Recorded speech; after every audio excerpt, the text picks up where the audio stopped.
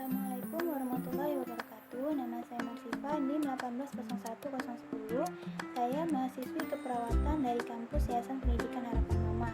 Pada kesempatan kali ini saya akan membahas tentang mekanisme persalinan atau pengeluaran kepala janin dan proses pertolongan kelahiran bayi yang dimulai dari lahirnya kepala, lahirnya badan, kaki, dan tungkai. Dan langsung saja ke pembahasan yang pertama, yaitu mekanisme persalinan. Seperti yang kita ketahui, mekanisme persalinan ada 7 langkah. Yang pertama ada engagement. Engagement ini dimana kepala janin mendekati pintu atas panggul seperti gambar bisa kita lihat. Kemudian dengan posisi synclitismus, di mana sutura sagittalis berada sejajar atau posisinya pas dengan sumbu jalan lahir. Kemudian karena adanya dorongan his dan kontraksi, maka kepala akan mengalami penurunan dan terjadilah langkah yang kedua, yaitu descent. Seperti pada gambar. Nah, descent di sini terjadi asynclitismus anterior, di mana sutura sagittalis mendekati promontorium. Kemudian karena adanya dorongan his atau kontraksi, terjadilah perubahan pada kepala mendekati simfisis, disebut asynclitismus posterior. Kemudian kepala akan semakin turun dan mengalami fleksi seperti pada gambar. Nah, fleksi di sini yaitu dagu mendekati dada. Di sini kepala sudah mencapai os 3 atau os ischiadica dan tertahan. Kemudian secara otomatis kepala akan mengalami langkah yang selanjutnya, yaitu putaran paksi dalam atau rotasi internal. Nah, di sini di mana ubun-ubun yang tadi berada di pinggir sekarang sudah berada di atas atau di anterior. Nah, kemudian kepala mengalami langkah selanjutnya, yaitu ekstensi, yaitu dagu menjauhi dada seperti pada gambar. Nah, di sini adalah proses keluarnya kepala, dimulai dari ubun-ubun kecil, setelah itu dahi, mulut, kemudian lahirlah kepala. Setelah itu terjadilah langkah yang selanjutnya, yaitu putaran paksi luar. Putaran paksi luar ini disesuaikan dengan sumbu janin atau dengan punggung janin. Jika punggung janin mengarah ke arah kanan, maka janin akan melakukan putaran paksi luar ke arah kanan. Begitupun sebaliknya.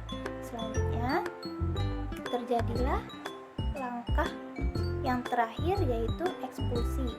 Ekspulsi ini dimana lahirnya janin dengan berturut-turut, yang dimulai dari bahu anterior, kemudian dilanjutkan dengan bahu posterior. Baiklah, selanjutnya kita masuk ke pembahasan persiapan pertolongan kelahiran bayi, di mana yang pertama ada lahirnya kepala, ya.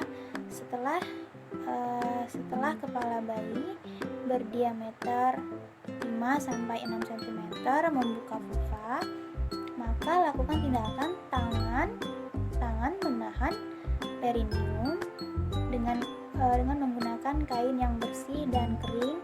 Selanjutnya, tangan yang satu lagi menahan kepala bayi agar tidak terjadi defleksi dan membantu keluarnya kepala bayi. Dan setelah itu, anjurkan ibu untuk meneran perlahan dan bernafas dengan cepat dan dangkal. Kemudian dapat kita lihat pada gambar, ya, posisinya. Nah, jika terdapat lilitan tali pusat pada leher bayi, lakukan tindakan sesuai dengan yang terjadi. Kemudian lanjutkan persalinan. Setelah itu, jika tali pusat melilit dengan longgar, maka mengeluarkan tali pusat tersebut melalui atas kepala bayi. Nah, jika tali pusat tersebut melilit dengan kuat, maka lakukan tindakan mengklem di antara kedua tali pusat. Selanjutnya, memotong bagian yang di antara kedua yang diklem tersebut. Selanjutnya, tunggu bayi melakukan putaran paksi luar secara spontan untuk membantu lahirnya bahu. Kemudian, setelah kepala melakukan putaran paksi luar, kemudian pegang kepala secara biparental. Kemudian anjurkan ibu untuk menekan saat kontraksi.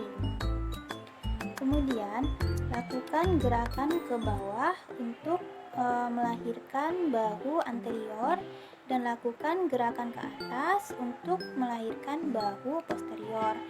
Bisa kita lihat pada gambar seperti ini contohnya. Selanjutnya, setelah lahirnya bahu, kemudian lakukan teknik sanggah susur, yaitu satu tangan di bagian perineum untuk menyanggah kepala, lengan, dan siku bagian bawah. Kemudian satu tangan lagi menyanggah bagian atas untuk menahan lengan dan siku bagian atas. Selanjutnya, sanggah susur diteruskan hingga kaki bayi lahir. Kemudian letakkan kemudian pegang kedua kaki di antara ibu jari dan jari-jari tangan lainnya. Kemudian posisikan bayi di bagian perut ibu seperti pada gambar bisa kita lihat. Cukup sekian yang dapat saya bahas. Semoga bermanfaat. Assalamualaikum warahmatullahi wabarakatuh.